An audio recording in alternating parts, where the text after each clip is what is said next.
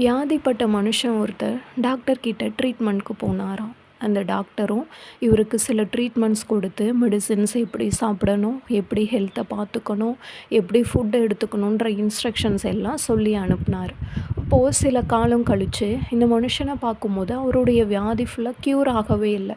அப்போது இதை பார்த்த அக்கம் பக்கத்தில் இருக்கிற மனுஷங்க, அவங்க சொந்தக்காரவங்க எல்லாம் அந்த ட்ரீட்மெண்ட்டே சரியில்லைப்பா, இந்த டாக்டர் சரியில்லை, இனிமேல் உங்ககிட்ட போகக்கூடாது அப்படின்னு சொல்லி முடிவு பண்ணாங்களாம்.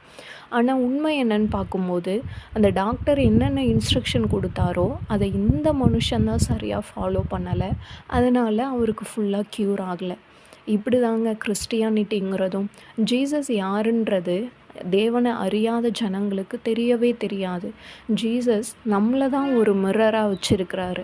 நம்ம மாம்சீகமான சுபாவங்களை வெளிப்படுத்துறதுனால இயேசுவை கும்பிட்றவங்களே இப்படி தான் இருக்கிறாங்கன்னா இயேசுவும் இப்படி தான் இருப்பார் போல இருக்குது அப்படின்னு நினச்சிட்டு நிறைய பேர் நம்மளுடைய சுபாவங்களினாலையும் மாம்ச கிரியைகளினாலையும் எப்படி அந்த மனுஷன் டாக்டர் சொன்ன இன்ஸ்ட்ரக்ஷனை சரியாக ஃபாலோ பண்ணாததுனால சுற்றி இருந்த மக்கள் அந்த டாக்டர் சரியில்லைன்னு முடிவு பண்ணாங்களோ அதே போல் நம்மக்கிட்ட இருக்கிற மாம்ச கிரியைகளினால் இயேசுவையும் வித்தியாசமாக பார்க்க முடியாதபடி நிறைய மனுஷங்க இயேசுவை விட்டு தூரம் போகிறாங்க.